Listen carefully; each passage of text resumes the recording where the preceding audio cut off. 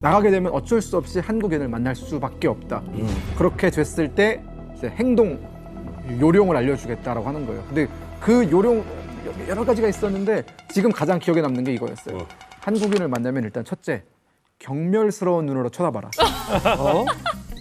딱 그렇게 써 있었어요. 경멸스러운 눈으로 쳐다봐. 와, 눈빛이. 이게 행동 요령 중에 예. 그리고 노려보는 거 있어. 한국어로 대화하지 말고 뭐 영어나 혹은 중국어나 이런 걸로 대화를 하고 가급적이면 조선어를 사용하지 말 것 뭐 이렇게 되어 있어요. 그럼 제가 만약에 학교에서 유학하시다가 저는 한국에서 온 학생이고 예. 복도에서 만났어요. 예. 남희석 교수님 강의실 찾고 있는데 강의실이 어디예요? 이렇게 물어보면 저를 어떻게 쳐다보실 거예요?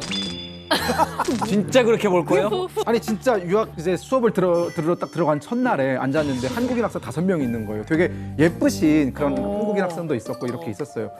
갔는데 이제 막 그게 떠오르는 거예요. 경멸스러운 눈빛 해가지고 그래서 수업 내내 이러고 있었어요. 약간 이러고 있었는데 계속 이러고 있었는데 어떤 한국인 친구가 점심시간이 딱 되니까 와가지고 점심 약속 없으면 저희랑 점심 먹으러 갈래요? 이러는 거예요. 와, 제가 거기서 한국말 하면 안 되잖아요. 한국말을 하면 안 되잖아요. 그래서 뭐라고 하지? 이러고 생각하다가 예스. 이제 여기 나온다고 해서 뉴스를 검색하다가 좀 충격적인 큰 뉴스를 발견했는데 북한에서 해외로 유학을 보낸 그 유학생들을 전부 다 한꺼번에 귀국해라라고 김정은이 명령을 내렸다고. 어허. 이게 사실인가요? 네, 맞습니다. 저도 이제 그 정보기관 통해서 재차 취재를 하고 확인을 해봤는데 사실로 확인이 됐고 그 중국과 러시아에 나가 있는 유학생들을 전원을 북한 자국으로 귀국하라라는 명령은 매우 이례적인 명령이에요. 이 정도 사이즈의 명령을 할 수 있는 사람은 북한 내에서 한 명밖에 없습니다. 누굴까요? 김정은이에요. 그래서 김정은이 직접 중국과 러시아에 있는 유학생 전원을 다 귀국시키라라는 명령을 내린 것으로 확인이 됐고요. 그래서 제가 몇 명이 도대체 나가 있을까를 좀 취재를 해봤는데 알 수 있을까요, 그걸? 추정은 가능해요. 북한에 있는 중국 대사관 공식 홈페이지에 북한에서 중국으로 나가는 유학생의 인원수가 기재가 돼 있는데 매년 400여 명 오, 맞네. 기재가 돼 있고요. 그리고 러시아 교육과학부 자료를 좀 찾아봤는데 북한에서 러시아에 나가 있는 유학생 수가 한 146명 정도예요.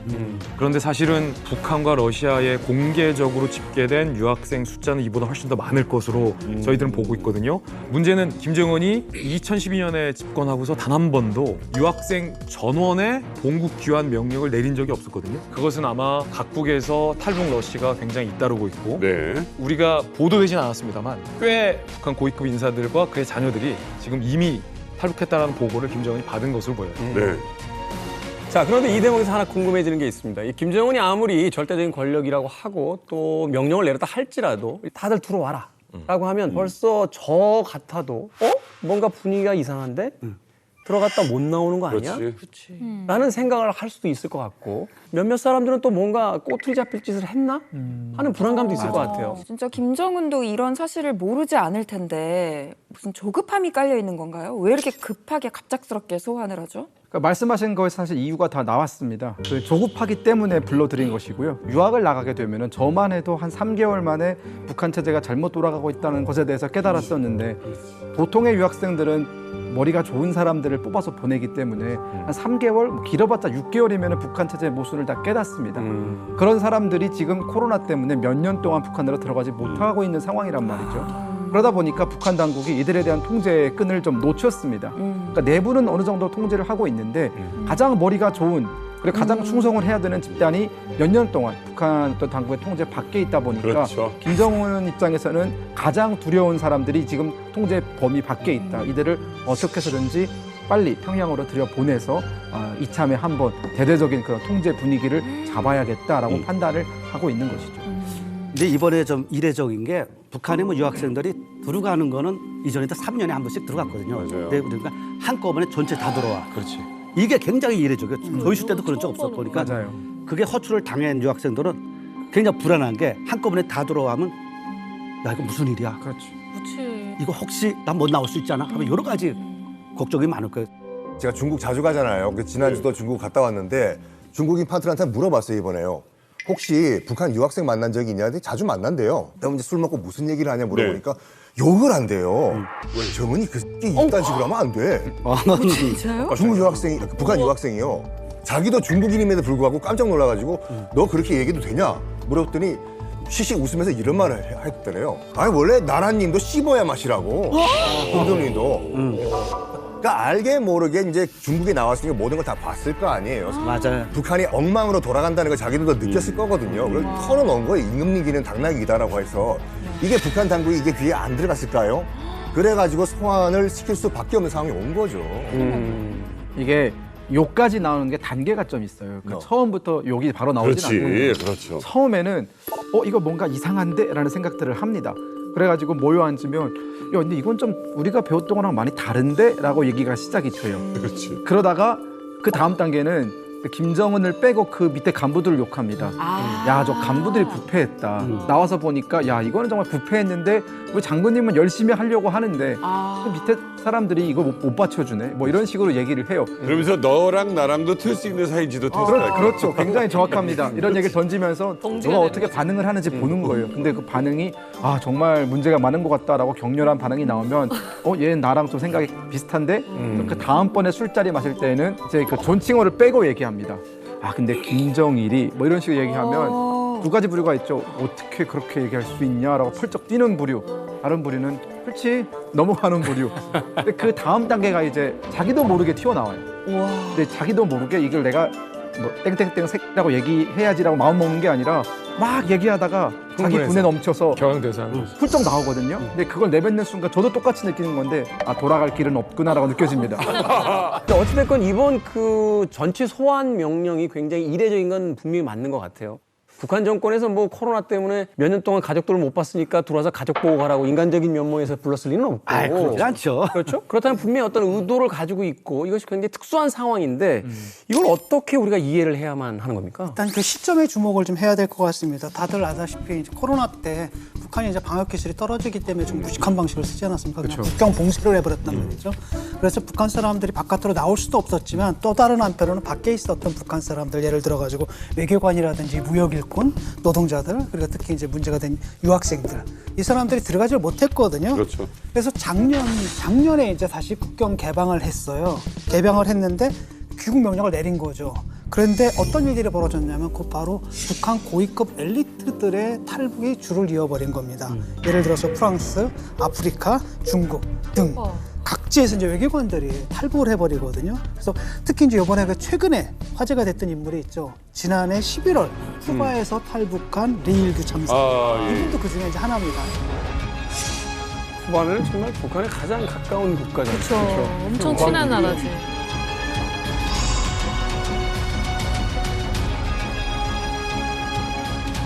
저는 월급으로 살지 않았습니다. 저뿐만 아니라 북한 내부에 있는 모든 분들이 월급으로 사는 분은 한 명도 없을 거예요. 3,000원 월급을 받았고 외무상 월급이 5,000원이었어요. 그 시가 장사도 하고 불법 장사들을 많이 하잖아요. 그 불법 장사들을 통해서 모든 수익을 가지고 살거든요. 정상적인 사고를 가지고 사람들이 할 짓이 아니지 않습니까? 이거는 북한에 가면 뭐 최소 뭐 국장이 될 수도 있고 좀 몇 년 있으면 또 부상도 될 수 있었겠죠. 그 암담한 사회에서 제 자식을 그렇게 그 김씨 일가의 노예로 계속 살게 하고 싶지 않았고. 이 참사의 말에 따르면 작년 3, 4월경에 이제 소문이 돌았다고 합니다. 곧 이제 국경이 개방이 될 것이다. 근데 그것이 의미하는 바는 뭐예요? 그동안 못 들어갔다는 사람들 너희들 들어오라는 얘기잖아요. 그래서 북한 주민들은 몰라도 이제 바깥에 있는 사람들 그 소문을 다 들었겠죠. 그런데 다시 들어가야 돼? 그동안은 사실 북한에서 사상교육 안 했거든요. 그러니까 굉장히 물이 들어있는 상태에서 다시 들어가야 되는데 이번에 들어가서 내가 어떻게 될지 모르네. 이러니까 이제 막 외교관들, 그 엘리트들이 탈북을 했거든요. 근데 이게 유학생들이라고 다르겠어요. 그래서 아마도 이번에 한꺼번에 다 불러들인 것 같습니다. 진 교수님 말씀이 일리가 있는 게 대사관 요원들을 봤을 때 좀 유학생들 좀 자유로운 그런 측면이 좀 있어요. 왜 그러나 대사관 요원들은 어디까지나 매일 출근을 하면서 통제를 받지만 유학생들은 외부에서 하거든요. 또 어떤 부류는 대사관에 들어올 수도 있고요. 외부에서도 생활청을 하거든요. 그래 해외에 있다 나니까 뭐 주재국 대학생이나 아니면 각국의 유학생들과 교류를 하면서 자유와 민주주의에 대해서 깨닫게 되는 거예요. 그리고 최근에 말씀하신 것처럼 많은 그 외교관들이 탈북했다는 걸 더 먼저 알았을 거예요. 그게서 뉴스나 보도를 통해서. 인터넷을 하는. 그러다 나니까 이 유학생들이 동료를 차단하고 이렇게 하려고 북한에 소환해서 그래서 사상투쟁을 하리라고 생각을 합니다. 아니 근데 그 유학생들을 불러다가 사상 교육을 한다는 게 구체적으로 어떤 교육을 하는 거예요? 약간 그 예비군 훈련 가면 앉아가지고 영상 같은 거 시청하고 그러잖아요. 예비군 훈련 다녀오신 분들. 얘기를 많이 들어가지고. 그러니까 제가 유학하던 당시에도 1년에 한 번씩은 여름방학 때 들어가서 사상 교육을 받긴 했어요. 근데 다 들어간 건 아니었고 뭐 지역마다 뭐 학년별로 이렇게 조금씩 300명 정도 규모가 들어가고 뭐 이랬었는데 그때 이제 제일 많이 받았던 것 중에 하나는 뭐 우리가 흔히 익히 들어서 알고 있는 뭐 그 삼부자의 혁명 역사에 대한 어떤 배우고 또 배우는 그 역사. 네, 일단 그게 좀 주로 주된 교재고 그리고 가장 많이 한 건 사장투쟁이었어요. 맞아요. 네, 그 사장투쟁은 유학 나가 있는 기간 동안 일탈 행위를 저지른 유학생에 한해서 본보기로 처벌을 하는 거죠. 그래서 유학생들이 이렇게 앉아 있는 그 단상 앞에 그 해당 문제를 일으킨 학생을 세우고 공개 비판을 하는 거예요. 근데 이제 공개 비판을 하게 되면은 그걸 지켜보는 유학생들은 공포심이 들겠죠. 왜냐하면 나도 잘못된 행동을 하게 될 수, 저 사람이 내가 될 수도 있겠구나 라는 그런 생각을 할 수 있기 때문에 그런 본보기 차원에서 저희 때도 한 7명 정도를 이제 처벌을 해서 근데 앞에다 세워둔다고요? 앞에다 세워두고 이제 막 이 학생은 뭐 유학생 하면서 누구를 만나고 막 이거를 하고 반성문을 읽게 하고 이제 이 학생은 뭐 이러이러한 뭐 잘못 때문에 뭐 유학생의 지위를 박탈하고 뭐 어디로 추방한다라고까지 내려와요. 그러니까 거기서 재판까지 다 이루어지는 거예요, 그냥. 어떤 행동, 어떤 일탈을 했길래 그런 처벌을 합니까? 지금도 정말 또렷하게 기억나는 에피소드 중에 하나는 어떤 그 유학생 한 명이 일본인 여학생과 이제 정을 나눴대요.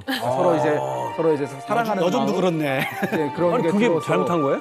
북한 플라토닉이요? 입장에서는 굉장히 잘못한 거예요. 엄청난 거죠. 그래가지고 그 학생이 이제 자기를 이제 그 일본인 학생과 사귀게 해달라고 이제 하면서 2층 창문에 매달려서 어머머머머. 약간의 그 시위 비슷한 뭐야. 행동을 한 거예요. 그거는 그거는 잘못했네. 찐 러브 스토리네. 그러다 보니까 이제 그게 보위부에 보고가 되고 그 학생이 이제 바로 귀국이 돼서 한동안 조사를 받고 이제 그 무대에 나오는 거죠. 야, 이건 유학하다 보면 사실은 좋아하는 감정이 생길 수 있는 거잖아요. 안 돼요, 안 돼요. 생기지. 제가 유학생 할 때 저희 같은 동기 이름도 생각나 권이라고 몽고 여자 만났는데 누가 얘기를 했는데 그걸 알아가지고 대사관에서 그냥 할 얘기가 있다고 갑자기 뭐 이런 가정 문제 그래서 대사관에 갔어. 그 자리에서 그냥 싫었어. 그 자리. 와. 아니 몽고 여자 사귀었다고? 네. 몽골 몽골은 인민공화국 그때 그게 아니라 공산국가였는데도 북한 20대가 여자를 만나면 20대니까 이게 못 이겨가지고 북한은 외국인하고 결혼 못하게 하잖아요. 그럼 도망가요. 불가능하지. 도망가는 경우가 많았어요, 여자가. 그러니까 이게 단순한 연애 문제가 아니라 사랑의 문제가 생기면 체제도 이탈하게 되니까 이때 그걸 그걸 막겠다. 결혼 못하게 하니까. 유학생들이 행동하는 거를 그 당 간부가 다 어떻게 알고 지적을 해요? 그러니까요. 북한 주민들이 서로 감시하듯이 이제 북한 유학생들도 마찬가지입니다. 그러니까 매 대사관마다 이제 유학생들을 담당해보는 그런 직원들이 한 명씩 있어요. 유학생 지도, 예. 유학생 지도니. 근데 이제 중국 같은 경우에는 유학생들이 한 몇천 명 되지 않습니까? 그러니까 한두 명 가지고는 인원이 톡없이 부족합니다. 그래서 이제 서로 감시하게끔 하는 거죠. 그러니까 예를 들어서 서로. 그러니까 예를 들어서 이제 기숙사에 들어간다라고 하게 되면 이제 한 호실에 북한 학생들 2명을 같이 들입니다. 그래서 서로가 감시하게끔 이렇게 하고 그리고 이제 기숙사다 하게 되면 이 대학의 유학생들을 총 책임진 그런 책임자를 임명해 놓거든요. 네. 그래서 이 책임자가 하루에 있었던 일을 이제 대사관 직원한테 몽땅 다 일보를 보고하는 것이죠. 이런 시스템으로 이렇게 관리를 합니다. 게다가 또 이제 보이원 같은 경우에는 유학생들 속에 뿌락지를 또 였거든요. 내 편으로 하나. 예, 내 편으로 스파이를 하나 박아였습니다. 그래서 예로부터 이제 하나하나 다 동향을 장악하는 거죠.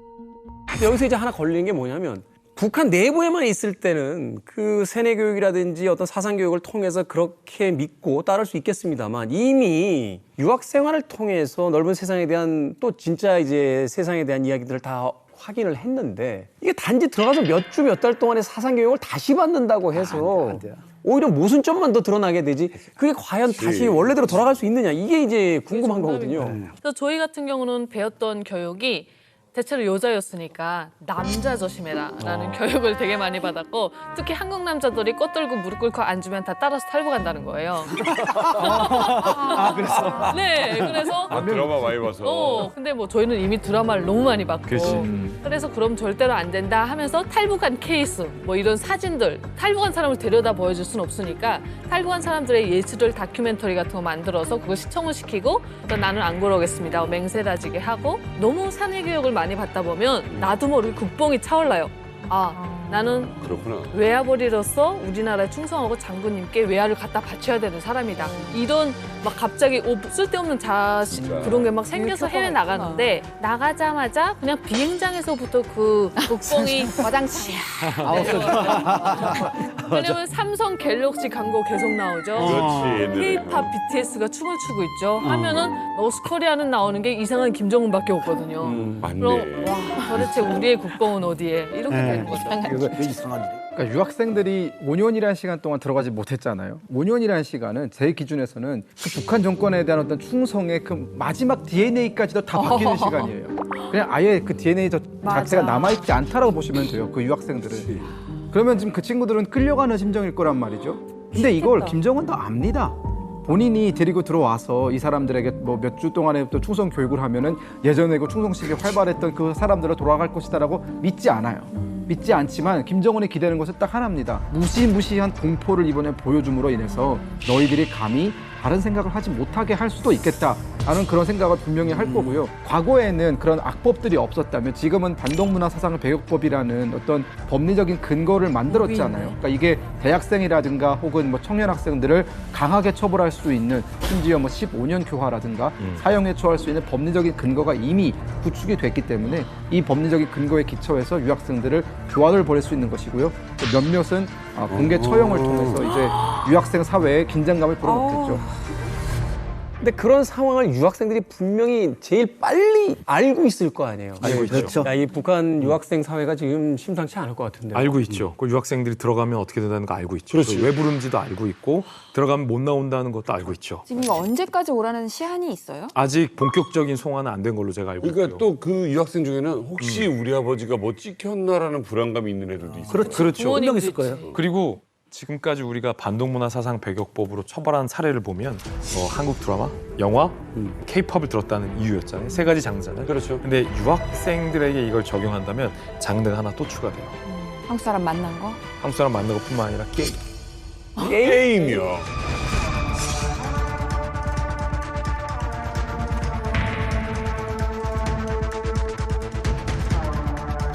야 이거 북한 유학생들이야. 야. 북한 유학생들. 와 근데 저 친구가 걱정돼.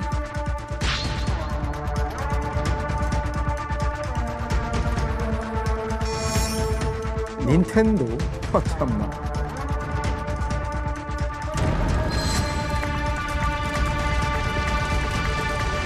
문제는 이제 북한이 이거를 어느 잣대에 들이대느냐가 중요한데, 그러니까 단순히 이제 사상이 느슨해졌다라는 기준에서 처벌하려고 하면 그냥 사상 교육만 하면 돼요. 근데 저 영상 속에 나왔던 게임이 한국이 만든 게임이다. 그런데 그걸 알면서 게임을 했다라고 하면 이 유학생의 죄목이 달라집니다. 저게 중국인들은 그냥 평소 알고 지냈던 내 친구니까 야, 얘 게임 잘해 라고 해서 무심코 올렸지만 저 유학생들이 이제 본국으로 들어가게 된다면 저 학생들 어린애들이에요. 어린애들 미래가 어떻게 될지를 생각해보면 사실은 굉장히 참담한 상황인 거죠. 맞아요. 방금 김진 기자님 말씀하신 거에 플러스 하나가 더 돼야 되는 게 있어요. 뭐예요? 굉장히 엄중한 건데 이 뉴스가 퍼짐으로 인해 가지고 사실 어떻게 보면 좀 망신스러운 뉴스였거든요. 그러니까 제목이 국가 망신이 붙습니다. 와. 그러니까 어떻게 보면은 조국의 명예를 빛내야 할 의무를 가진 유학생들이 나가서 하라는 공부는 안 하고 이런 뉴스에 타면서 국가를 망신시켰다라는 제목이 붙을 수 있고요. 그리고 또 중요한 것. 게임은 다 인터넷을 하는 거죠. 그치 인터넷이 그럼 너는 왜 중요하지. 인터넷을 했냐? 그건 굉장히 큰 문제입니다. 보고를 하지 않고 지금 인터넷을 한 게 문제고요. 그리고 중국인 유학생이 그걸 찍었잖아요. 전철호 선생님이 말씀하신 것처럼 북한 유학생들은 반드시 북한 유학생과 방을 써야 돼요. 근데 지금 이 친구는 그 통제 범위 밖에서 지금 벗어난 중국 거지. 유학생과 같은 방을 쓰고 있단 말이죠. 이것도 문제 삼을 가능성이 크고요. 이 짧은 영상에 혐의가 몇 개야.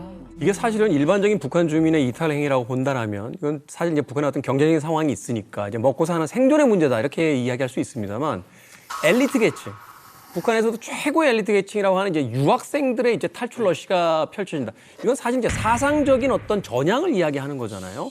그럼 이제 지도 체계에 있어서는 굉장히 중요한 문제로서 이제 인식을 하게 될 것 같은데, 그런데 북한 유학생들의 탈북 러시가 이전에도 한번 있었다고요? 이제 89년도부터 이제 82년도까지 이제 그 2년 동안에 11명의 이제 북한 유학생이 이제 탈출을 하는 케이스가 있었습니다. 우리 여자선 김 현모님. 그 북한 유학생 탈북 러시가 있었던 1989년도에 혹시 어떤 역사적 사건이 있었는지 기억나세요? 올림픽이 88년이었고 그 다음에 우리 서울 올림픽? 그렇지. 네. 그렇지. 그 다음에 이제 동구권에서 민주화 바람이 불면서 그 중에서 가장 그 계기가 됐던 사건? 베를린 장벽이 무너졌죠. 빙고. 아, 그게 89년도야? 89년도에? 80년도예요. 이게 이제 그 베를린 장벽이 89년도에 정말 얼떨결에 갑자기 붕괴가 된 거예요. 통독이 된 게 아니라 그 당시만 하더라도 베를린이 동베를린, 서베를린에 갈려졌던 상황이지 않습니까? 거기 있던 장벽이 얼떨결에 무너졌어요. 아직까지는 이제 독일이 통일이 안 된 상태였어. 이게 이제 어떻게 보면 기폭제가 돼가지고 일단 헝가리가 갑자기 공산 정권이 무너져 버려요. 헝가리가 무너지고 90년도에 독일이 통일돼 버립니다. 그리고 소련이 붕괴가 돼요. 소련이 역사 속으로 사라져 버리고 또 92년도엔 또 중화인민공화국가 우리가 중공이라고 불렀던 맞아요. 중화인민공화국과 대한민국이 수교를 해버려요. 이거를 북한 내부에 있던 사람들은 어떻게 느꼈는지 모르겠지만 밖에서 이거 모든 걸 바라보고 있었던 북한 유학생은 아 침몰하는 배에 내가 있으면 안 돼. 내가 살기 위해서라도 난 탈출을 해야 돼요. 그런 상황이 그 당시 89년도 87년. 진 교수님, 독일에 계시지 않았어요? 그러니까. 저는 베를린 장벽 무너지고 5년 후에 갔습니다. 근데 내가 갔을 때 유학생들이 그 당시에 무너질 당시에 있었던 그 유학생들이 아직도 있었던 상식. 그래가지고 근데 그 당시 좀 기억나는 게 그 전에 이제 사회주의가 70년대까지 잘 나갔어요. 80년대부터 완전히 안쪽가 됩니다. 그래서 이거 안 되겠다 싶으니까 고르바초프라는 사람이 피리스트로이카라 그래서 맞아. 완전히 개방 정책을 펴기 시작해요. 그러니까 이게 이제 동구권 사람들을 자극을 한 거죠. 그래서 라이프치히라는 베를린 근처에서 한 2시간 떨어진 도시가 있는데 거기 주민들이 이제 예배 끝나고 아침 일요일 날 예배 보고 나와가지고 데모를 합니다. 여행자예요. 이걸 막 요구를 했거든요.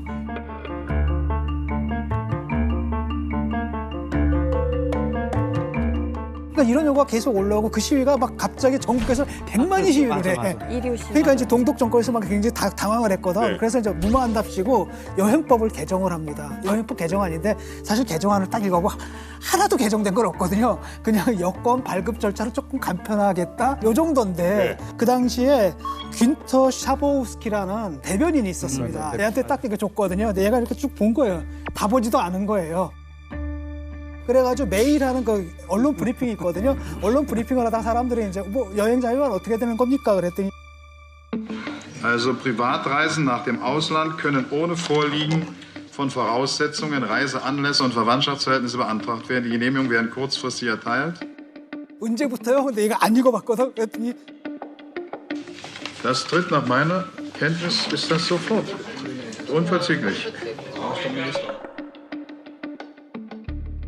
Right now. 지체 없이 이런 겁니다. 얘는 이제 모르고 얘기를 한 거예요. 그러니까 갑자기 그 ZDF라고 이제 독일 국영 방송이 있거든요. 이걸 딱 보고 이거 웬일이야? 때린 겁니다. 그 다음에 ARD라고 또 있습니다. 큰 방에 거기서 같이 때렸거든요. 근데 문제는 다 받아 적은 뭐냐면 거구나. 소독에서 또 방송을 했는데 동독 사람들이 다 소독 TV나 보고 있었거든. 그러니까 동독 사람들이 딱 보니까 이거 뭐야? 다 그 국경으로 다 간 겁니다. 그래서 우리 건너가겠다고 했더니 맞아. 경비대들이 안 된다 하라고 하니까 무슨 소리냐 정부에서 발표했는데 그러니까 경비애들이 정신이 없는 거죠. 그래서 막 상부에도 전화해가지고 이거 어떻게 된 겁니까? 라고 하는데 상부에서도 겁먹은 거예요. 대답을 못해. 그러니까 사람들이 그냥 싯대로 몰고 그냥 넘어가 버린 거예요. 넘어가 버리고 그 다음에 이제 문제는 뭐냐 동독 정권에서 이걸 어떻게 수습하냐 하는데 그렇죠. 이제 와서 그게 실수였다라고 얘기를 못 하는 거니까 오히려 통 큰 모습을 보여주자. 그래서 맞다. 그게 정부 입장이다. 이렇게 됐고. 저도 들은 얘기가 그때 이제 유학 중이었던 분 중에 한 분이 김정훈 교수님이라고 심리학자예요. 문화심리학 하시는 분이 계신데 이분이 아르바이트로 했던 게 동도에서 이렇게 뭐 넘어왔다 이렇게 잡히고 이러면 약간 수용소 같은데 이제 잠깐 대기시키는 데가 있대요. 거기서 이제 수위 비슷한 걸 하시고 계세요. 경비를 봤어요. 경비를 하고 계신데 갑자기 동독 사람들이 수백 명, 수천 명이 몰려오더니 문 열으라고. 이게 뭐냐? 그랬더니 너 우리 지금 동독하고 지금 다 여행 잘 돼서 이거 지금 이 사람들 이제 죄 없다 문 열어라. 그래서 아니 근데 책임이 있으시잖아요 라고 했더니 아니 유학생이 거기서 남의 나라 때문에 죽을 일 있나? 그 열쇠 주고 바로 가셨대요. 그러면서 그냥 그 대변인의 말실수 하나가 삽시간에 나라의 어떤 통일이 이루어지는 계기가 그때 당시에 이 일련의 사건과 베를린 장벽 붕괴까지 그리고 나서 체코, 폴란드, 동독에 나가 있던 유학생들이 연달아 탈북을 해요. 이 소식을 들은 김정일이 정말로 금대노를 하면서 내렸던 지령이 유학생들 다 잡아들여. 그런데 그때 무슨 일이 있었냐면 오히려 김정일의 지령이 있고 나서 러시아에 있던 유학생들이 탈북을 하고 동구권 전체의 11명이 2년에 걸쳐서 탈북하는 결과로 이게 이어지는 거예요. 11명이 뭐 그 당시 엄청난 걸 거예요. 엄청난 거죠. 보세요. 도미노네. 다른 건 아버지와 아들 시간 차이밖에 없어요. 30년을 그러네요. 두고 역사는 반복된다고 하잖아요. 30년 전 김정일이 했던 똑같은 지령을 30년이 지난 아들 김정은이 지금 내리고 있는 거죠. 그런데 89년 전 세계 유학생을 김정일이 소환하게 했던 장본인, 가장 책임이 큰 사람, 네. 북한으로서는 정말 숙적 아토 같은 사람이 이 자리에 있어요. 여기 깜짝이야. 전철우영 냉면동무. 여기가 원흉이에요.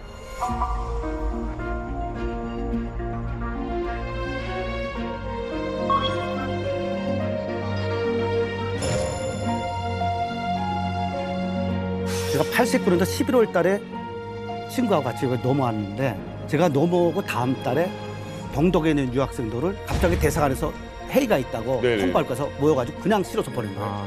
그래서 동독에 있는 유학생들 짐도 하나도 못 가지고 넘어가는데 나중에 동독 친구들이 그 네. 짐을 보내줬거든요. 네네. 그다음부터 체코, 폴란드 이런데 다 철수시켰는데 예. 그때 체코, 폴란드 그쪽 동권은 무너졌는데 러시아는 아직 안 무너지고 있으니까 러시아나 중국은 내년에 다 철수시킬 거야. 근데 러시아 유학생들이 그걸 듣고 철수하면 못 들어오잖아요. 그렇죠. 90년대 그 애들이 확 넘어와요. 그냥. 마지막 찬스다. 마지막 차서 그 애들이 그때 막 줄줄이 넘어와요. 키를 봤어요? 저희 때는 제가 유학을 나간 게 2010년인데 그때는 키는 안 맞던 것 같고요. 근데 중요한 게 그거죠. 나가기 전에 유학생 선발 시험을 통과했다고 해서 유학을 바로 나가는 건 아니고요. 네. 한 3개월 정도는 이제 저희도 따로 김일성 그 인민대학 식당에 모여서 이제 사상 재교육을 받아요 거기서. 근데 주로 받았던 교육 중에 이제 뭐 반탐 교육 같은 걸 받았고요. 반탐 교육. 반탐 전람관 같은 데 가서. 그거 무조건 가지. 예, 그게 북한 용어로 반탐이 뭐냐면 반간첩 뭐 이런 거거든요. 안기부에 대해서 그 얘기하고. 중국에 나와서 활동하고 있는 국정원 요원들이 어떻게 이제 포섭하는지, 어떻게 포섭 당하면 안 되는지 이게 제일 이런 궁금해요. 것들을 이제 교육을 받아요. 그리고 마지막에 앉혀놓고 자 그래서 너희들은 나가게 되면 어쩔 수 없이 한국인을 만날 수밖에 없다. 그렇게 됐을 때 이제 행동 요령을 알려주겠다라고 하는 거예요. 근데 그 요령 여러 가지가 있었는데 지금 가장 기억에 남는 게 이거였어요. 한국인을 만나면 일단 첫째 경멸스러운 눈으로 쳐다봐라. 딱 그렇게 써 있었어요. 경멸스러운 눈으로 쳐다보고. 와 눈빛이. 이게 행동 요령 중에 예, 그리고 노려보는 거 있어. 한국어로 대화하지 말고 뭐 영어나 혹은 중국어나 이런 걸로 대화를 하고 가급적이면 조선어를 사용하지 말 것 뭐 이렇게 되어 있었거든요. 그럼 제가 만약에 학교에서 유학하시다가 저는 한국에서 온 학생이고 예. 복도에서 만났어요. 예. 남희석 교수님 강의실 찾고 있는데 강의실이 어디예요? 이렇게 물어보면 저를 어떻게 쳐다보실 거예요? 진짜 그렇게 볼 거예요? 아니 진짜 유학 이제 수업을 들으러 딱 들어간 첫날에 앉았는데 한국인 학생 5명이 있는 거예요. 되게 예쁘신 그런 한국인 학생도 있었고 이렇게 있었어요. 갔는데 이제 막 그게 떠오르는 거예요. 경멸스러운 눈빛 해가지고 그래서 수업 내내 이러고 있었어요. 약간 이러고 있었는데 계속 이러고 있었는데 어떤 한국인 친구가 점심시간이 딱 되니까 와가지고 점심 약속 없으면 저희랑 점심 먹으러 갈래요? 이러는 거예요. 와 제가 거기서 한국말 하면 안 되잖아요. 한국말을 하면 안 되잖아요. 그래서 뭐라고 하지? 이러고 생각하다가 yes. yes. 예스라고 했대. 적어도 하나는 지켰네. 외국어로 예스. 본능이야. 예스 이게 한국어가 안 나와요. 그러니까 이게 뭐 갑시다 혹은 뭐 좋죠 이렇게 자연스럽게 나와야 되는데 막 떨다가 yes 이러고. 근데 노를 해야 되잖아요. 일 없습니다 해야지. 배는 외국어로만 얘기하라고 그렇지 노라고 하라는 건 없었으니까 시킨 대로 다 했네. 경멸스럽게 경명스럽게 예스. 그 명이죠. 이제 어린 나이인데. 그때 20대였는데 어린 나이인데 얼마나 궁금하기도 하고 네. 말 거니까 또 친구하고 싶기도 하고. 심지어 학생 식당이 어디 있는지 몰랐는데 그 친구들이 어디 있는지 안 돼요. 그러면 따라가야죠. 근데 이제 한국말을 못 하겠고 하니까 가는 내내 영어로 그냥 yes I can 뭐 이러면서 그 경멸스러운 눈빛으로. 그 친구가 물어봤어요 나중에. 근데 북한에서 오셨다고 했는데 한국어 못 하세요? 그래서 이러부터 아니 할 줄 아는데 라고 이제 되게 어렵게 나왔어요. 진짜 웃긴다. 경멸스러운 눈빛으로 yes I do. 너무 몸이 얼어 있고 막 이러고 있으니까 그 친구들은 처음에 오해를 했대요. 우리가 그렇게 마음에 안 드나 우리가 뭐 잘못했나 이런 식으로 있었는데 저는 그냥 교육받아 그게 다니까. 그리고 유학 나온 첫날이고 제가 뭘 알겠습니까. 그때는 뭐 충성심이 여기 있을 때니까. 근데 약간 저희는 한국 사람 못 보고 한 6개월 지난 다음에야 동양인들 좀 보이고 한국 사람들이 보였어요. 근데 어디에 계셨었죠? 전 멀타. 몰타. 와 되게 좋은 데 계셨다.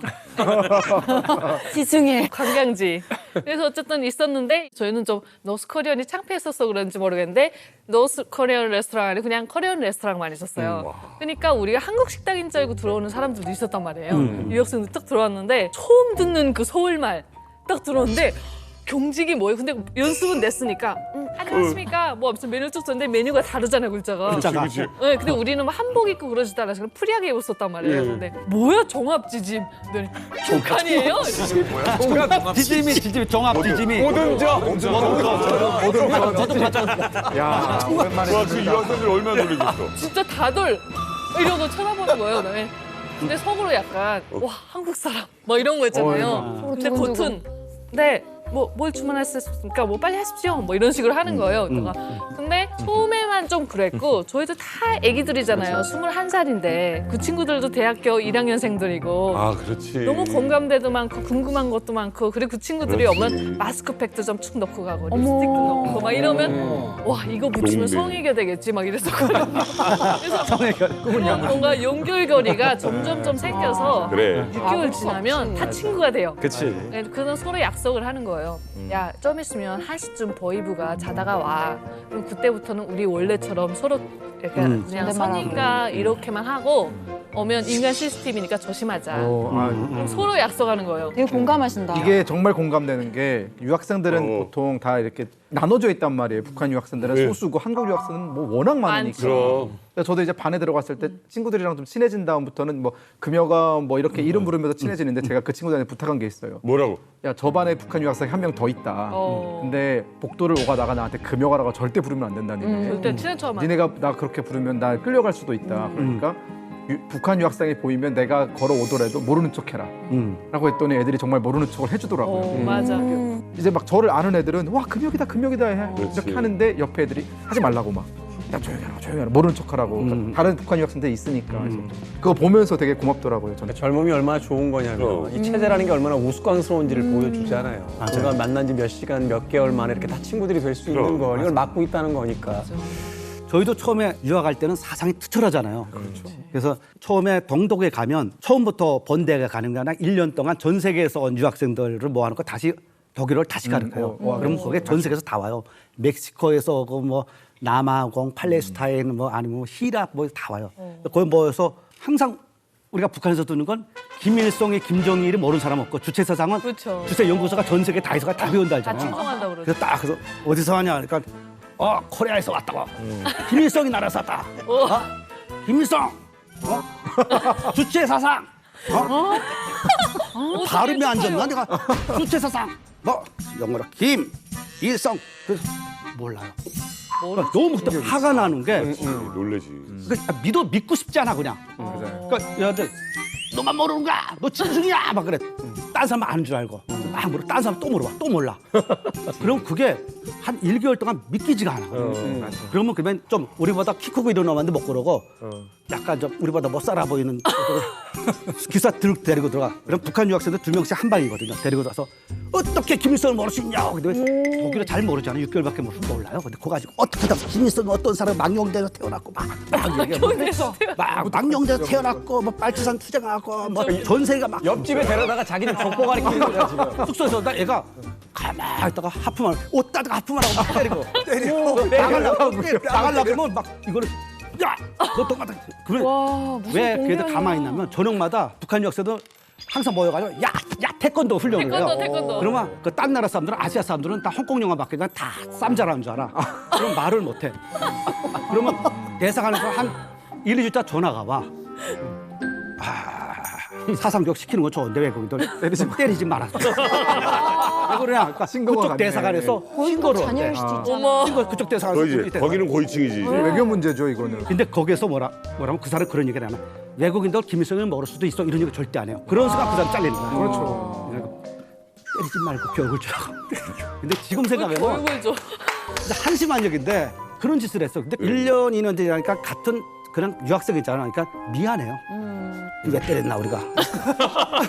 뭔데요? 아니 듣다 보니까 이렇게 외국 사람한테 사상 교육을 할 정도로 굉장히 우리 할아버지가 들으면 굉장히 만족할 만한 아주 훌륭한 분인데 마음에 들었어. 근데 왜 여기 와 있습니까?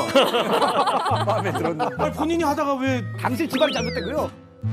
저는 사실 그런 생각이 들어요. 아무래도 이제 가장 큰 충격은 자유라는 것을 이제 처음으로 경험하게 되는 순간이 아니었을까 하는 생각이 들어요. 그러니까 자유라는 걸 누려본 적이 없으니까 자유를 어떻게 사용해야 되는지에 대해서 알 수가 없는 거예요. 그러니까 사실 그래서 이 북한의 어떤 유학생들이라든지 외교관 같은 해외 처음 나오신 분들이 접하게 된 그 자유의 혼란스러움 같은 게 있지 않았을까라는 생각이 들거든요. 저희가 공항을 도착하면 버스 타고 대상으로 들어가잖아요. 동덕대상. 들어갈 때 유학생 지도원이 서가지고 여권 다 내놔. 여권을 다 걷어요. 거기서 나중에 보니까 대사관에 궁거에다 보관한다더라고요. 그러면 이틀 동안 대사관에서 교육을 줘요. 근데 원래 북한에서 오기 전에도 교육을 며칠 받잖아요. 대사관에서 또 구체적인 교육. 너희들 여기 와서 영화 보러 가지 마. 그다음에 기숙사에서만 있어. 밖으로 나갈 때 너 무조건 보고를 해야 된다. 어디 간다는 것을 오케이 하면 가고 가지 여기 가지도 못하고 왜 연애 같은 꿈도 꾸지 말아라. 너희들 연애하면 무조건 너희 집안 다 망해. 그런 것부터 주의사항을 막 줘요. 그걸 한 이틀 동안 교육받고 처음에는 진짜 그렇게 해요. 그리고 남들이 막 외국인들 나가는 것 자체가 신기하고 근데 본인이 못 나가는 거야. 나가도 되는데. 그리고 처음에는 그걸 다 누가 또 밀고 해. 뭐 살로 나갈 때도 가까이 나갈 때도 옆에다 얘기하는 거야. 나 살로 5분 내, 뭐 10분 내로 사가지고 올게. 근데 그게 한 6개월 되면 10분이 20분 되고 30분 되고 그냥 살로 간다 치고 가서 딴 거 하다 오고. 제가 쿠웨이트에서 근무할 때 음식 때문에 굉장히 힘들었거든요. 이제 뭐 김치를 못 먹게 되면 우리 뭐 다 같은 심정이지만 목에서 털이 나거든요.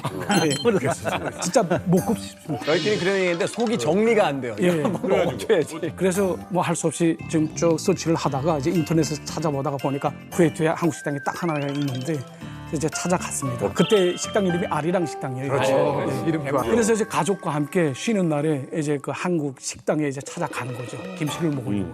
가 보니까 보이원이 또간이 앉아 있더라고요. 그러니까 예, 자기 가족과 함께 지금 밥을 먹는 거예요. 그래서 내가 사실 감시하라고 내보내는데 제가 지금 한국 식당에 와서 밥을 먹고 있네. 목구멍에 털이 나니까. 예, 목구멍에 털이 나니까 그래서 제가 이게 음식이 사상보다 먼저로구나 라는 생각을 하게 됐어요. 서로 이제 못 번쩍해주는 거죠. 네, 못 번쩍하고 그냥 지나가죠. 매너 지켜야죠. 이게 우리가 보이부라고 해서 막 되게 뭐 항상 충성스러울 것 같고 항상 감시의 눈으로 볼 것 같지만 어쨌든 그들도 인간이고 그럼. 해외 처음 나왔거든요. 그 사람들도. 그리고 특히나 유학생들을 감시하는 보이원은 그래봤자 한 20대 후반, 30대 초반이에요. 그러다 보니까 주 업무가 유학생 감시지만 일탈을 또 보이원도 많이 합니다. 또 왕징에 가면은 화리엔 백화점이라는 게 있어요. 화리엔 백화점이 있는데 그때 당시는 그 9층에 노래방이 있었어요. 저는 이제 친구들이랑 이제 소주 한잔 하고 야 노래나 부르러 가자 이러면서 한국 친구들이랑 같이 노래방을 올라갔어요. 한국 친구들하고 같은 반 친구들이랑 엘리베이터 문이 딱 열려서 내렸는데 보이부 지도원이 거기 딱 있는 거예요. 근데 보이부 지도원도 혼자 있는 게 아니라 한국인처럼 보이는 사람들 같이 있는 거예요. 근데 누가 봐도 노래방에서 나오는 길이에요, 그 사람도. 근데 그 노래방이 왜 유명하냐면 당시 왕징에 몇 개 없는 한국 노래가 가득한 노래방이에요. 그러니까 이 사람도 분명 한국 노래를 부르러 왔다는 소리죠. 근데 저희가 맞춰가지고 인사했을까요, 안 했을까요? 안 했겠지. 모르는 척하고 갔어요. 이러고. 서로 투명 인간이. 서로 투명 인간하고 갔어요. 그리고 나서 한 일주일 뒤에 저를 부르더라고요. 저는 진짜 엄청 긴장됐어요. 근데 저도 약간 나도 어차피 널 봤으니까 거기서 이 판사판이다. 우리 아버지가 더 세다 너보다 이런 생각으로 갔어요. 근데 밥 먹자고 해서 밥 먹으면서 근데 나는 그때 일이 있었다.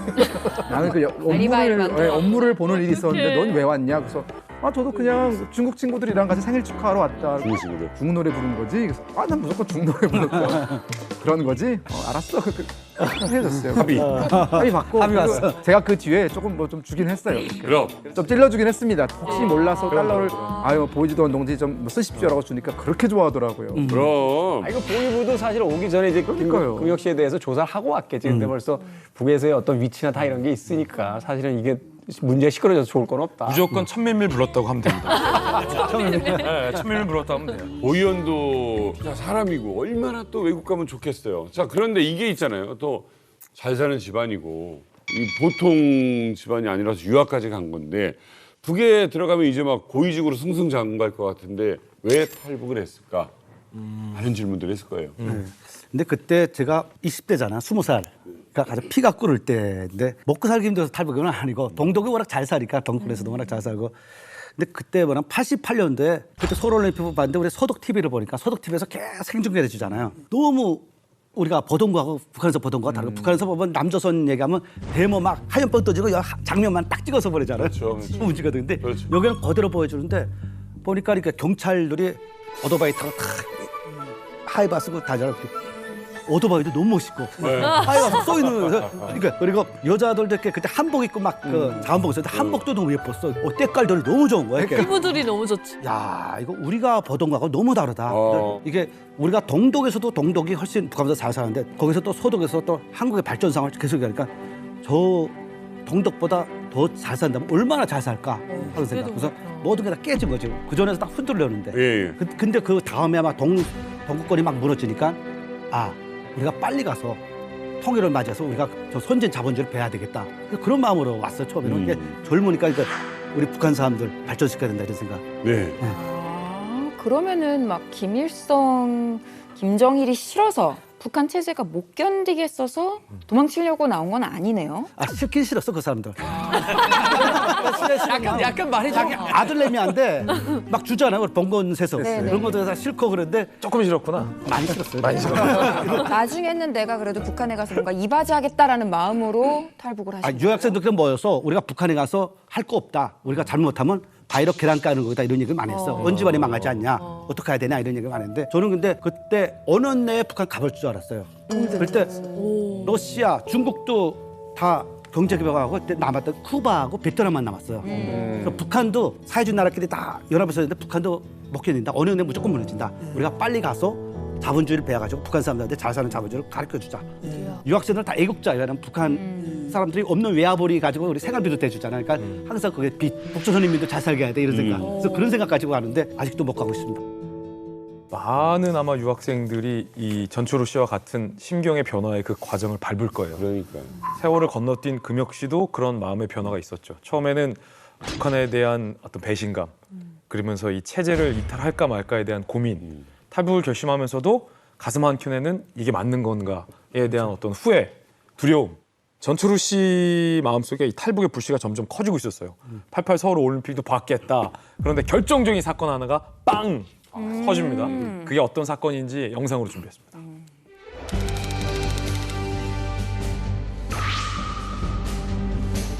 난리가 났죠, 이건. 난리였지, 난리. 어떻게 이런 일이 있었나. 자동차로 불과 4시간이면 올 거리를 저는 24시간을 비행하면서 그리고 열흘이라는 시간을 걸려서 이곳에 도착을 했습니다. 진짜 평범한 대학생이다.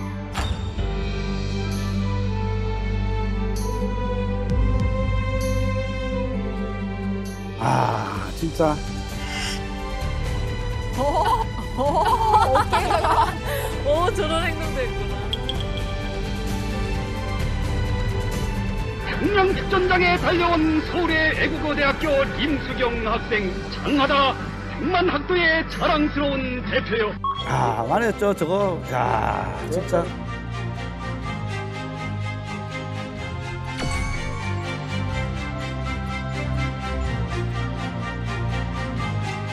허리 잘려 고통받는 반도의 하나됨을 위하여 이 한 몸 바쳐 싸워나갈 것을 역사와 민족의 재단 앞에 굳게 맹세합니다.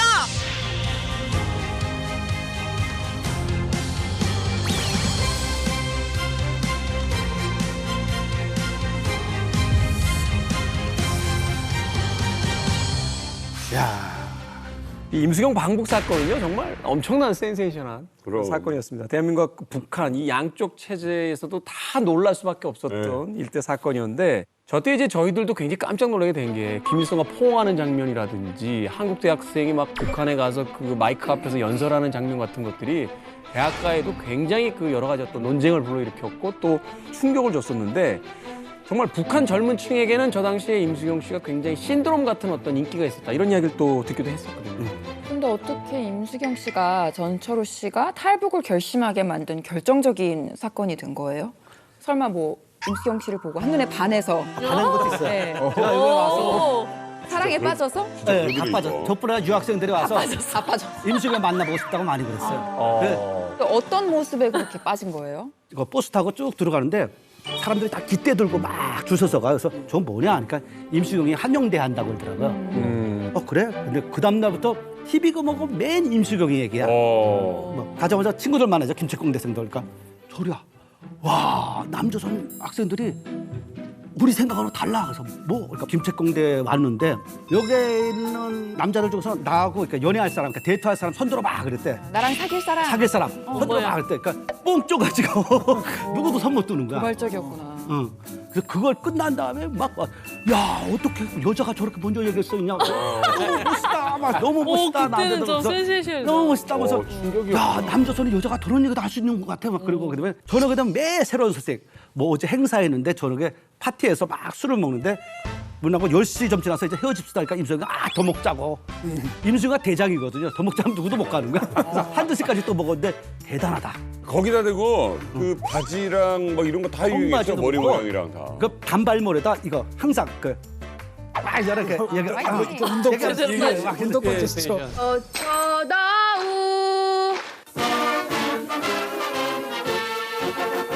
저희도 그때 이게 유행이 됐습니다.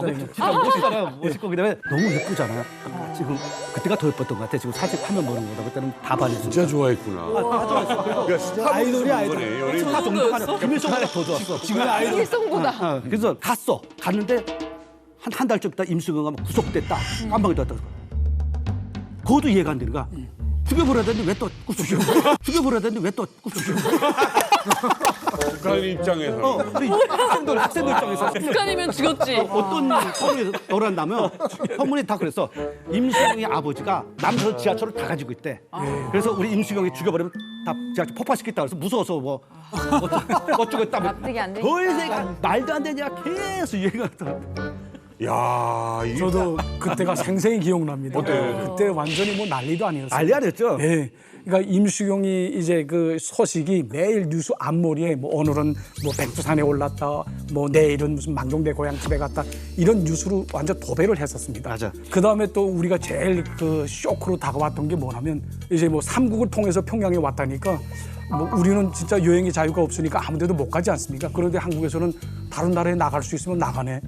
이런 게 아주 그 신선한 충격으로 다가왔었거든요. 동경하는 그 어떤 임수경 학생의 막 모습도 봤고 88 올림픽 성공도 봤고 이거 지금 전철우라는 사람의 머릿속에는 여러 가지 막 그 충격적인 일들이 막 겹치는 거예요. 자, 그런데 이제 탈북하려고 은밀한 작전을 세우기 시작했다고요. 근데 친구와 같이 우리가 탈출해야 되겠다고 생각하는데 방법이 없는 거예요.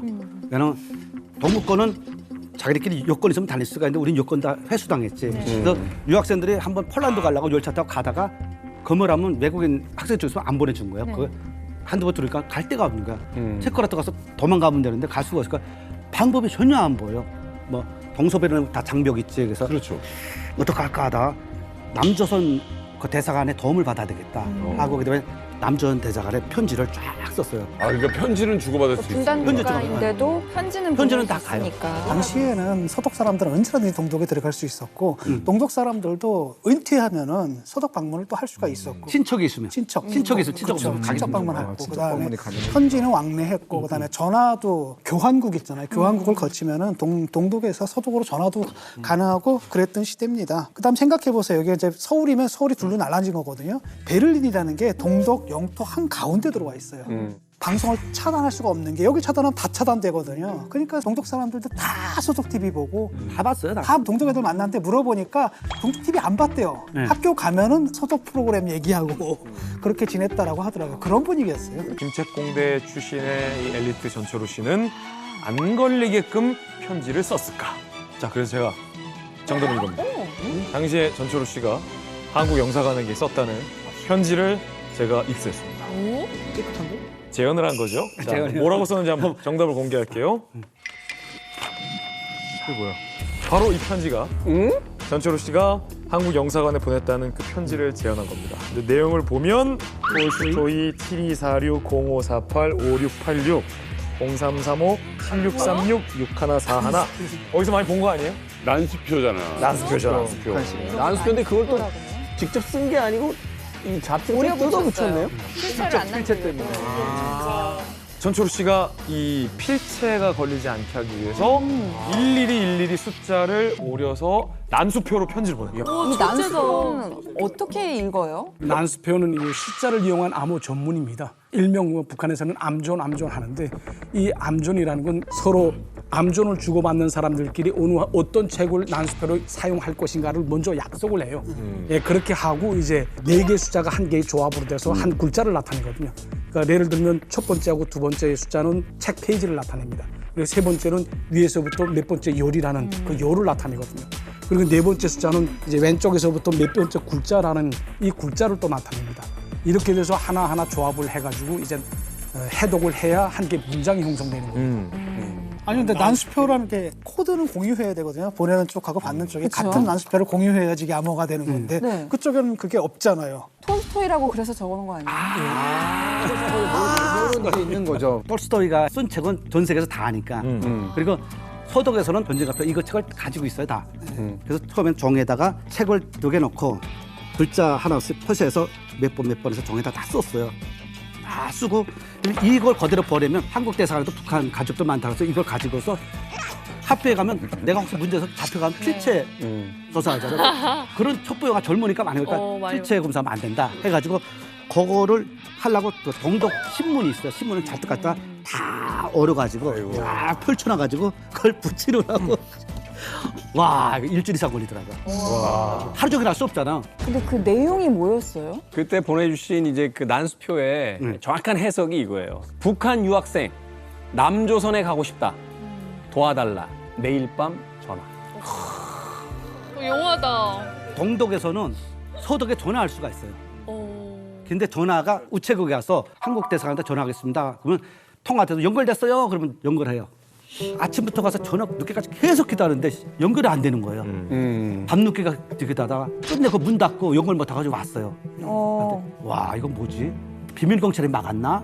아니면 한국 대사관이 편지를 못 받았나? 아니면 암호를 풀지 못했나? 별 생각을 다 했어서 그래서 그거 작전은 그냥 끝난 거예요. 자, 근데 이 운명의 순간은 정말 우연히 찾아오죠. 그러게요. 맞아, 진짜. 때는 1989년 11월 어느 날 우리 전철우 형님께서 이 다른 도시에 또 유학 중인 또 친구인 장영철 씨와 맥주 한잔 하기 위해 가지고 떠나요. 근데 문제는 뭐냐면 대사관에 보고 없이 아이 가서 맥주 한잔 하자. 해서 떠납니다. 근데 이제 당시 우리 전철우 형님께서 계신 곳은 이제 드레스덴이라는 도시고 이 장영철 씨가 있던 곳은 로스토크라는 도시입니다. 기차를 타고 가요. 가서 이 친구를 만납니다. 만나가지고 어이 영철이 잘 있었어? 야 맥주 한잔 하자. 해서 맥주를 한 잔 뚝뚝뚝뚝 마시면서 TV를 보고 있는데 TV에서 충격적인 뉴스가 뜹니다. 바로 베를린 장벽이 무너져 버립니다. Good afternoon. We have a late and really, truly a sensational report coming in from East Germany. In a news conference which ended just a few minutes ago in East Berlin, government officials announced that communist East Germany has now declared their border open with West Germany.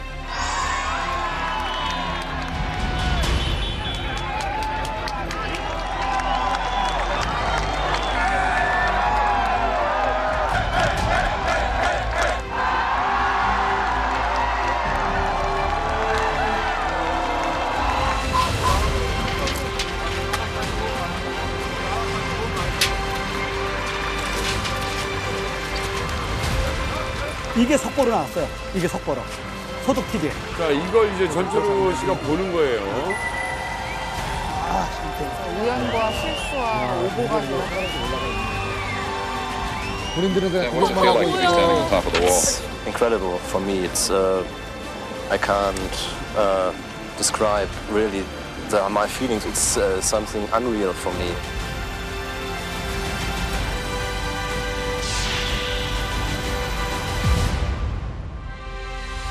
뭐 이제 와서 저걸 잡을 수도 되돌릴 수가 없고, 총을 쏠 수도 없고 저기서. 사실은 동독도 동독이지만 서독도 황당했을 거예요. 갑자기 온다고. 갑자기 저때 사실 우리나라 국민들은 또 다른 전 세계인들과는 다른 감정이었어요. 왜냐하면 저 베를린 장벽이 붕괴되기 전까지 항상 우리나라를 소개할 때 독일과 함께 지구상의 유일한 분단 국가라고 했는데 베를린 장벽이 무너지면서 뭐 이것이 명예는 아닙니다만 전 세계 유일의 분단 국가로서 이제 남게 됐던 거죠. 그래서 독일의 저 통일을 보면서 아 우리도 된다. 라고 왜냐하면 저 당시의 시대적 분위기가 계속 공산권이 붕괴되던 시기였기 때문에 이제 북한도 곧 붕괴될 거고 우리가 통일할 수 있다 이렇게 이제 믿었던 시기였던 것 같아요. 사실은 뭐 저때 당장 일어난 건 아니고 예컨대 기억나시죠? 폴란드의 자유노조 운동. 체코 폴란드. 이거 이전에 한 10년 동안 아주 시끄러웠습니다. 그게 맞습니다. 이제 몰락의 징조였고 그다음에 이 일이 있기 전에 동독 사람들이 어디로 가냐? 헝가리라고 체코로 가요. 휴가를 가가지고 거기서 넘어가려고 그러는데 그때 이제 넘어가게 해달라고 하니까 고르바초프가 있을 때거든요. 맞아요. 전화를 겁니다. 동독 사람들이 와가지고 저쪽 서방으로 넘어가려고 하는데 어떻게 하느냐 했더니 고르바초프가 묻더래요. 그 사람들 중에서 애들도 있느냐? 그래서 애들도 있습니다. 그랬더니 넘어가게 하라고. 그러니까 이미 그때 이제 뚫리기 시작한 거고 무너질 때가 된 거고 그래서 이 일이 있고 그 다음에 이제 소련이 이제 무너지고 중국에서도 그때 무슨 일이 있었습니까? 천안문 사태가 있었는데 그러니까 중국은 진압을 하는데 성공을 했는데 딴 데는 진압을 못했던 거죠. 블록이 하나가 무너지는 거잖아. 다 무너져 나가는데 아니 그 조그만 나라가 어떻게 버틸 수가 있겠는가라고 해서 그때 정말 고통이 될 수도 있겠구나라는 굉장히 낙관적인 분위기가 있었어요. 근데 이 베를린 장벽은 정말 냉전의 상징이었던 건데 이게 무너졌을 때 한진명 서기관님이나 이제 류현우 대사님께서는 바로 그 북한에서 이걸 본 거잖아요, 뉴스를. 어떠셨어요? 그때가 제가 대학교에 막 입학 갔을 때인데 1989년 북한 당국이 무슨 보도 관제 때문에 그러니까 영상으로 보여준 건 하나도 없고 유학생들이 들어오면서 이제 한입주의 거쳐가면서 소문으로 쭉 퍼졌습니다.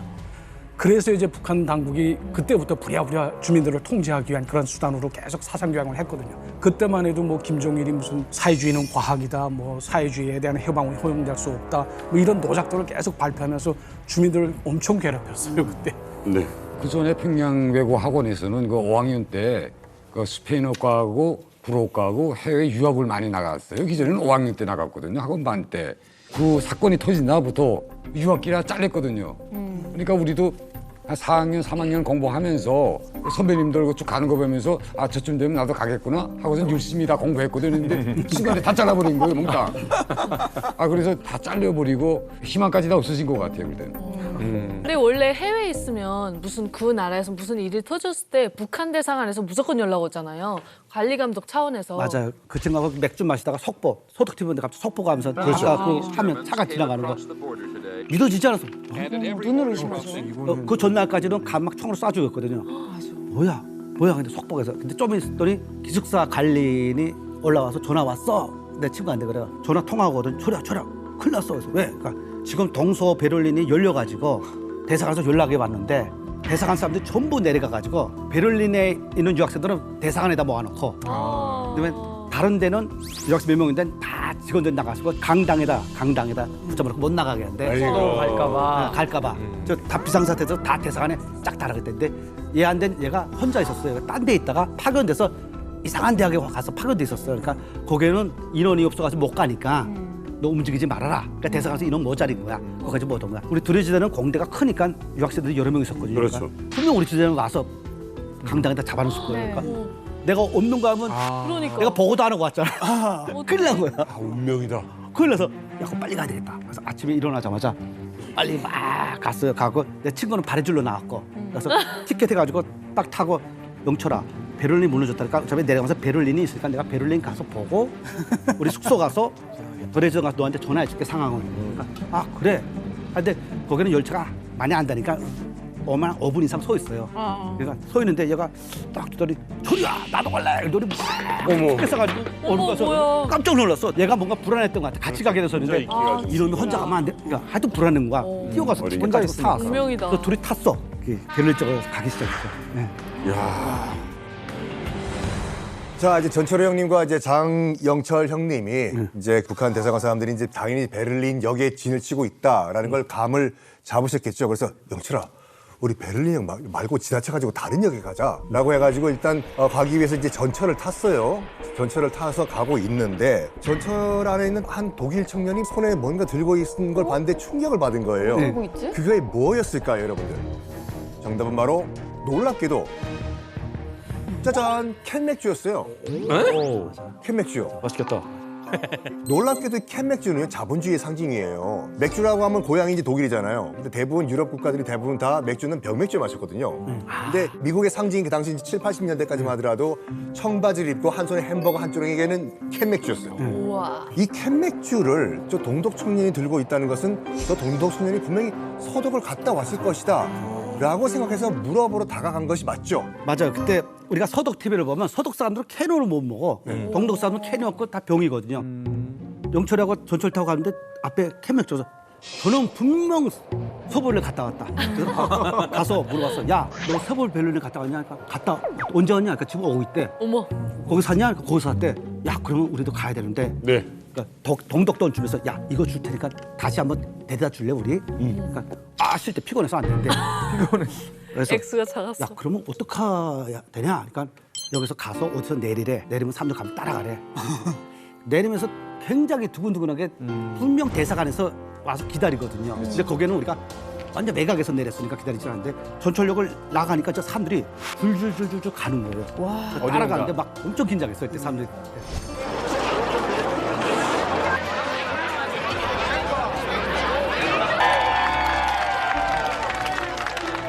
지금 심장이 막 콩닥콩닥 뛰고 도착했을 그럼. 때 북한 대사관 사람들이 기다리고 있을 수도 있고 네. 무섭죠. 지금 한치 앞을 모르는 상황이잖아요. 네. 너무 긴장되는 상황인데 그 위기에 살아남을 수 있었던 신체적인 어떤 무기가 있었다고요? 그 무기는 제가 잘 들었습니다. 뭡니까 그게? 아, 대단해요. 뭐가 그렇게? 대단한 실력. 북한 유학생들만은 가질 수 있는 신체적 무기. 김일성이 아까 말씀하신- 김일성, 김정일의 그 북한 유학생들이 가질 수 있는 누구도 못 가지는 무기를 가지고 있습니다. 김진기자 뭡니까? 아니야, 이건 형만 해당돼. 그 북한 유학생들이 가질 수 있는 누구도 못 가지는 무기를 가지고 있습니다. 김진기자 뭡니까? 아니야, 이건 형만 해당돼. 전초루의 작은 키. 작은 키? 작은 키? 그게 왜 무기예요? 당시 이제 베를린 장벽을 향하는 다리와 가까워질수록 사실은 굉장히 긴장된 상황. 그럼요. 이게 중요한 사느냐. 그 수많은 이 동독 인파들 사이에서 눈에 탁 튀는 동양인 2명이 섞여 있는 거잖아요. 그럼요. 아니 북한 대사관에서 완전 다르지. 전철역을 지키고 있지 않고 서독으로 향하는 그 다리를 지키고 있다 생각해요. 맞아요. 동무 나오라고. 어디 가는 거야? 끝이에요. 그런데 키가 큰 이 동독 사람들 사이에 낀 키가 작은 북한 사람들 2명이 가려져 있는 거죠. 안 보이는구나. 독일 사람들 사이에서 가려진 거예요. 그래서 야, 정신을 차리고 여기가 어디냐라고 이제 물어본 거예요. 예. 그랬더니 웨스턴 독일.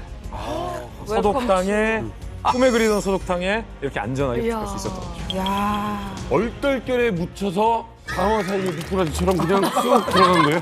와 이거는 아니 근데 여권 검사 없냐고요? 여권 검사. 자, 실제로 북한 대사관에서 와서 지켰을 거예요, 분명. 다리 두 개니까. 그럼. 그래서 무조건 지킨다. 우리가 가서 거의 다가가서는 밖에서 숨어보다 방법을 찾자. 얼마나 무서워. 그래서 워낙 많은 사람들이 다리를 터서 모이는데 독일 애들 거의 다 2m, 뭐 1m 90대 이 사람 얼마나 커 독일 사람. 수없이 있으니까 우리가 북한 대사관 사람들이 어디 지키나 벌레 보이지도 않아. 보이지도 않아. 그쪽도 못 본다는 거잖아요. 서로가 이제. 아, 서로 못 보구나. 서로 못 봐. 이렇게 다가 우리 거의 둘이 가서 사람들이 베를린 장벽이에요. 그래서 다리로 막 가는데 다리가 다가온 것 같아. 근데 그 전날에는 아우스바이스니까 주명을 검사했거든요. 근데 여기서 검사하면 어떡하지? 여권 검사 어떡하지? 어떻게? 근데 떠밀려서 가다 보니까 안 검사 안 해. 너무 사람이 많아. 너무 사람이 많으니까 낑겨서 그냥 들어갔어요. 와. 막 들어가다가 보니까 다리를 다 지난 것 같아요. 그럼 다리 지난 것도 안 보일 정도예요. 한 밀리니까 근데 발이 떠 있어요. 말이 떴어. 거의 다리 끝인 것 같아서 영철아. 영철아가 다리 끝 같은데 여기가 사회주의일까 자본주의일까? 믿기지가 않아요. 떨리는 거야. 네, 그래서 딱 보니까 앞에 사람들이 독일 사람들이 있어. 가서 물어봤어요. 여기 웨스트 베를린 맞냐? 그러니까 웨스트 베를린에서 왔어요. 그래서 독일 사람들이 막 알아주들 빵 주는 거야. 그래서 막 맞대서 맞아요, 맞대. 야 맞대. 그때 야 심장이 터지겠다. 터지게 그러니까 그 순간도 믿어지지가 않아요. 야 어떻게 이런 게 일어나냐?